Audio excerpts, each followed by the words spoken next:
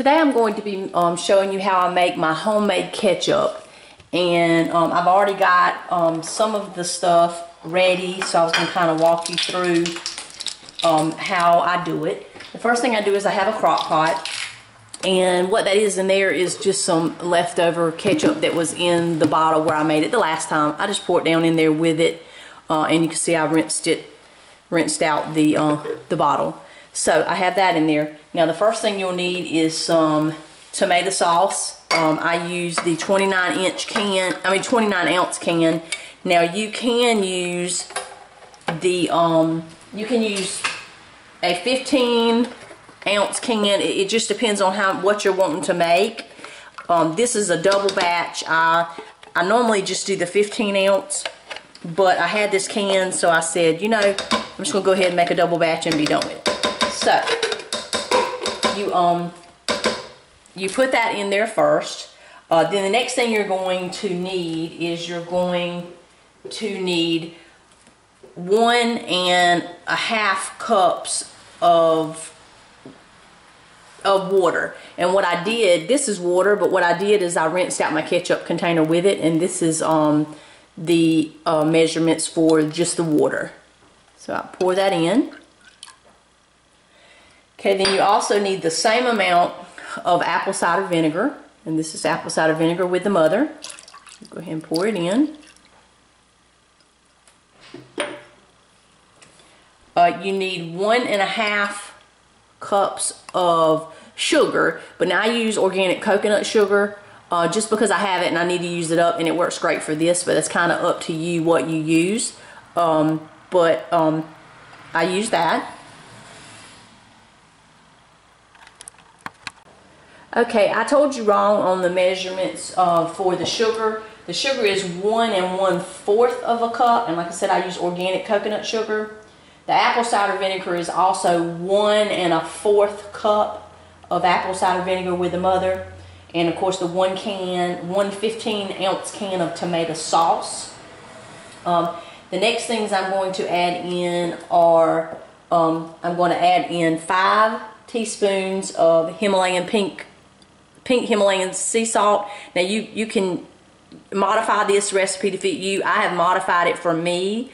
So what I did is I found a recipe that I really thought I would like, and I modified it to suit my needs, and I just saved the information on my Google Drive. That way I don't have to worry about losing it, and I take notes of what I did and what maybe didn't. Maybe I put last time I put a little bit too much cloves, so I'm doing less cloves this time.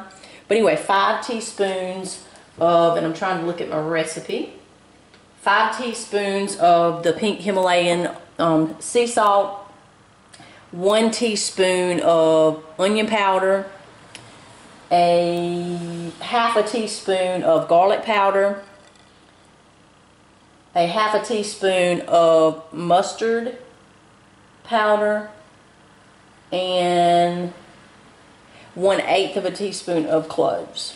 So I'm just going to dump all that down in there. Make sure it's all in there. Okay, now what I'm going to do is I am going to just give this a good stir, everything. And you're gonna let it simmer, so if you have any clumps, you know, you can kind of work on getting those out.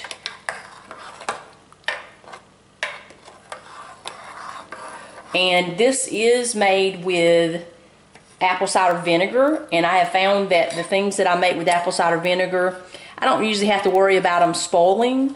Now I'm not going to say they won't, but I've had the last batch of ketchup in the refrigerator for several months, and it looked the same and tasted the same as the day I made it. It didn't change looks at all.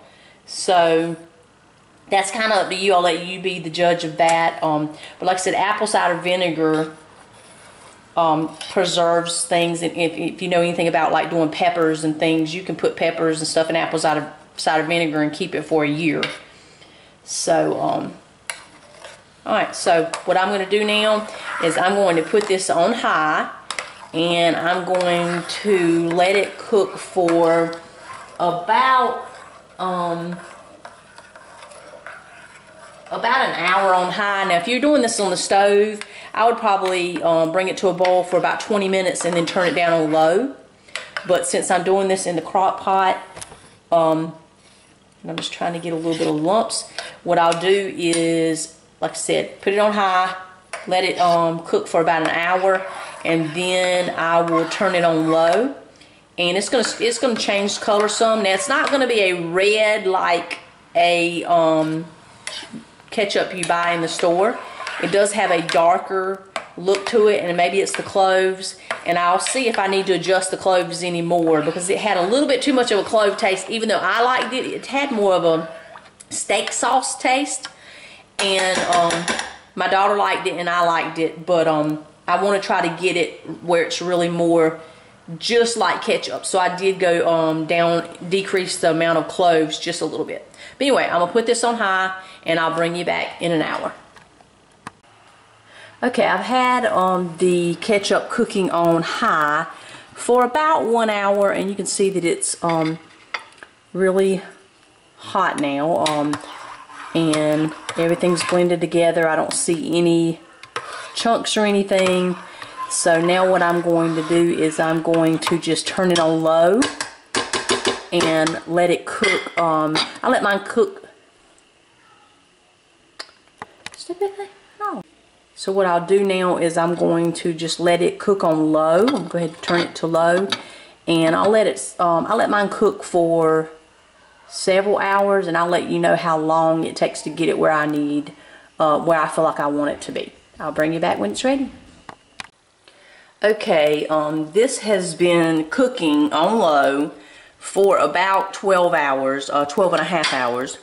And what I did is, instead of leaving it like this, I wanted some of the water to evaporate out of it because it was really, really soupy.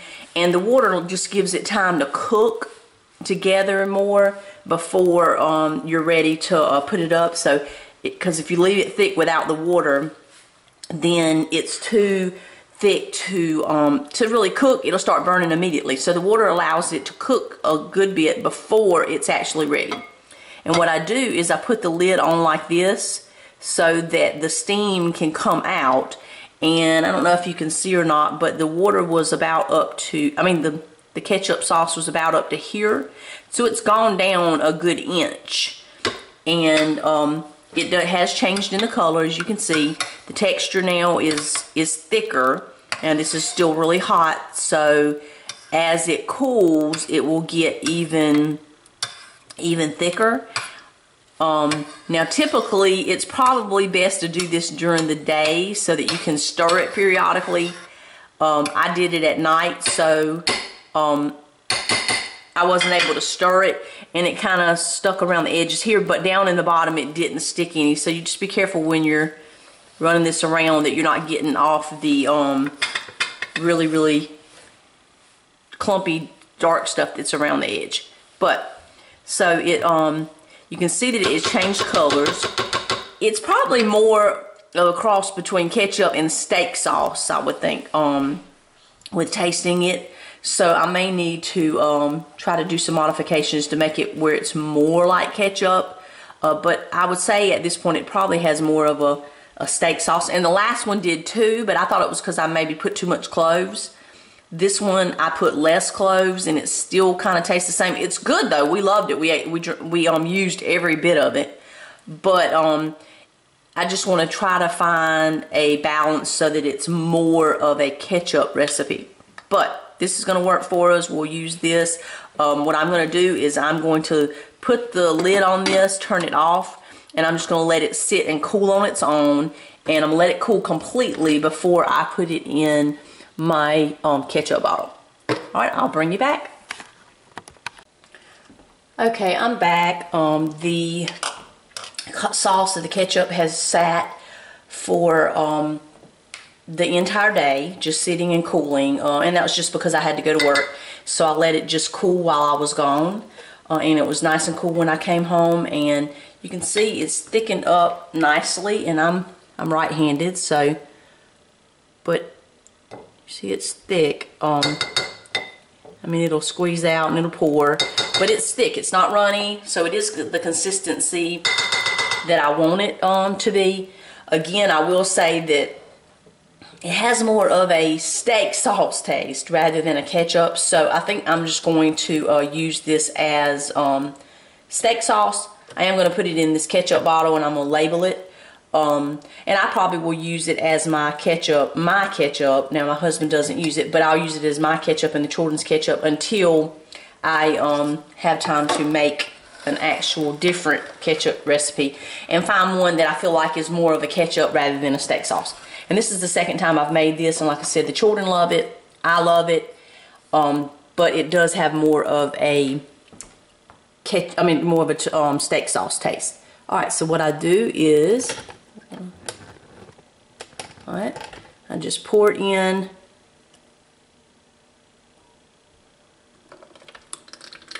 Slowly, because like I said, it's not real runny, so it's going to, you have to pour it slowly. And you can see it has a darker look, and I'm thinking the cloves are what gives it that darker look. And then I know too, anytime you cook something, it will darken up too. So I'll get it all out. Grab the bottom, get it in there.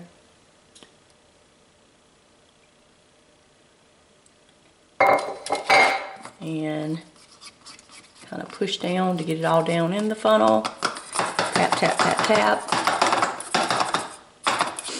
Okay.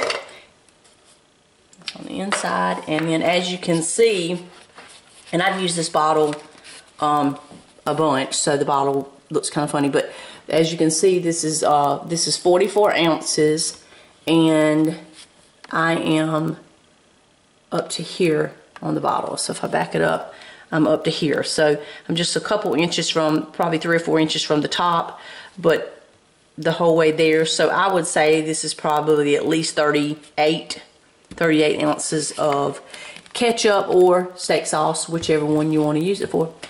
Alright, so I hope you enjoyed the video, and this is Shawn Woodell from Heavenly Soaps and Such. I will see you next time.